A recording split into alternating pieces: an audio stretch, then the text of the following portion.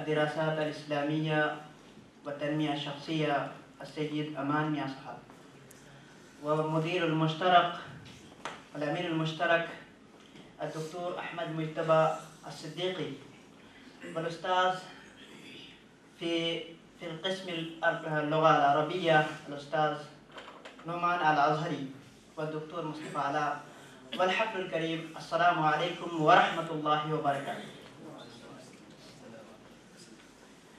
الحمد لله رب العالمين، والصلاة والسلام على سيد الأنبياء والمرسلين وعلى آله وأصحابه أجمعين، أما بعد. أعوذ بالله من الشيطان الرجيم، بسم الله الرحمن الرحيم.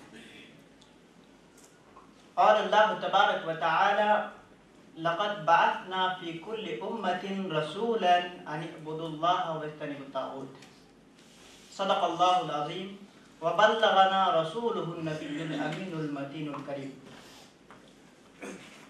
أيها السادات والأجلة، في هذه الحفلة يسعد كثيرا أني واقف بين أيديكم، وأريد أن ألقي بعض الكلمات حول موضوع منهج الأنبياء في الدعوة إلى الله تعالى. فيرجى منكم جميعا أن تستمعوا بكل اهتمام. قال الله تبارك وتعالى: أيها الحفل الكريم، من القضايا الهامة التي اهتم بها سائر الأنبياء والمرسلين القضية التوحيد، قضية التوحيد. فالأنبياء عليهم السلام كلهم اهتم بهذا الأمر، فهم دعوا الناس إلى أن يقولوا لا إله إلا الله. ففي كل أمة خلت ومضت بعث الله نبيا أن يدعو إلى عبادته والكفر بالطاغوت والإيمان بالتوحيد، كما يقول سبحانه وتعالى في القرآن المجيد. وأيضا ينفي سبحانه وتعالى أن يكون أرسل رسولا بدون شهادة التوحيد. يقول سبحانه وتعالى: وما أرسلنا قبلك من رسول إلا نوحي إليه أنه لا إله إلا الله. وأيضا أيها الحفل الكريم، من مناهج الأنبياء وأساليبهم أنهم دعوا الناس إلى التوحيد، ولكن قد قالوا بصراحة وقد قالوا بوضاحة تامة أنهم لا يسألوا أي أجرة في دعوتهم، كما يقول سبحانه وتعالى: ما أسألكم عليه من أجر إن أجري إلا على رب العالمين. وأيضا ويأمر سبحانه وتعالى حبيبه محمد صلى الله عليه وسلم أن يقوله بلسانه، كما يقول سبحانه وتعالى في القرآن المجيد: قل ما أسألكم عليه من أجر وما أنا من المتكلفين. ومن ثم فإن السائر على منهج الأنبياء أن يقول لا أطلب منكم أي أجرة. وأيضا تنظروا في هذه الآية الكريمة التي تلوتها الآن، يقول سبحانه وتعالى: ما أسألكم عليه من أجر، نكرة في سياق النفي قد دخلت عليها من الزائدة، فهي تعني أنها في أعلى الصور العموم، فلا ينبغي أن يطلب المبلغ أي نوع من الأجرة من جاه أو شهرة أو مال. أيها السادات والأجلة، لقد بعث الأنبياء عليهم الصلاة والتسليم بلسان قومهم ليبين لهم، كما يقول سبحانه وتعالى في تنزيله العزيز، فيقول: ما أرسلنا من رسول إلا بلسان قومه ليبين لهم. فقد كان الأنبياء عليهم الصلاة والتسليم من أقوامهم وكانوا يتكلمون بلسانهم. ولماذا هكذا؟ لماذا كانوا يتكلمون بلسان القوم؟ فيه مقاصد شتى.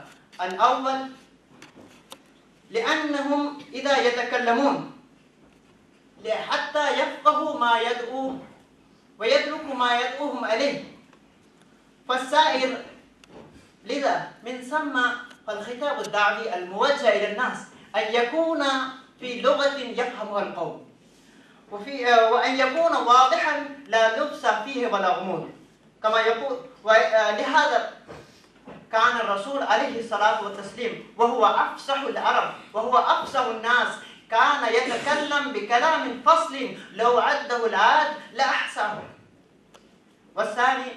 والأمر الثاني والمقصد الثاني، يتكلم النبي بلسان قومه. لماذا؟ كي يعرفهم ويعرف طباعهم وما هم عليه حتى لا يكون غريبا فيما بينهم. أيها السادات والأفاضل، لو تمعنون النظر في سيرة الأنبياء عليهم الصلاة والتسليم، لو تمعنون النظر في سيرة الأنبياء والمرسلين لتجدون أنهم كانوا رعاة. مرة سئل النبي صلى الله عليه وسلم عن رعية الغنم، فقال فأجاب أن هذا أمر وشأن الأنبياء عليهم الصلاة والتسليم قد اختاره لأنبيائه. ولماذا كان؟ فما من نبي إلا ورعى الغنم. فلماذا الأمر هكذا؟ لأن هذا رعي الغنم كان استعدادا وتحية وتربية للأنبياء. لذا نحن ننظر أن أسلوب الرأفة والرحمة تغلب على منهج الأنبياء عليهم الصلاة والتسليم. وكما يقول إبراهيم عليه الصلاة والتسليم لأبيه حين يدعو إلى صراط المستقيم، يقول: يا أبتي إني جاءني من العلم ما لم يأتك فاتبعني أهدك صراطا سويا. يدعو أباه إلى صراط مستقيم. كيف يدعو؟ يدعو بلغة الحدوب ونسيها، يدعو بلغة مملوءة بالرحمة والرحمة. أما محمد صلى الله عليه وسلم فما عرفت البشرية أرحم منه قلبا ولا أرق منه فؤادا. ويقول سبحانه وتعالى في تنزيله العزيز: لقد جاءكم رسول من أنفسكم عزيز عليه ما عنتم حريص عليكم بالمؤمنين رؤوف رحيم. فالدعاة إلى الله عز وجل ينبغي أن يكون منطقهم لين. إخواننا في الدين والسادات الأجلة، إن الأنبياء عليهم الصلاة والتسليم واجهوا انحرافات قومهم مواجهة صريحة، حتى يقول لوط عليه الصلاة والتسليم لقومه ويظهر الفساد. يبين الله تبارك وتعالى في هذه الآية يقول: أتأتون الفاحشة ما سبقكم بها من أحد من العالمين.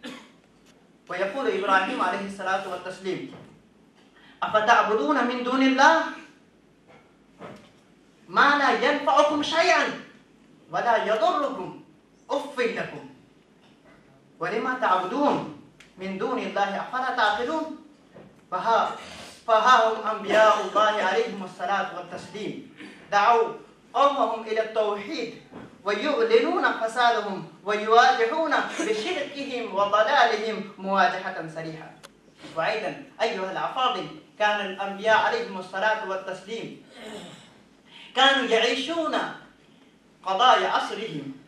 فلوط عليه الصلاة والتسليم دعا إلى التوحيد وندد بالفساد الأخلاقي الذي كان عليه قومه.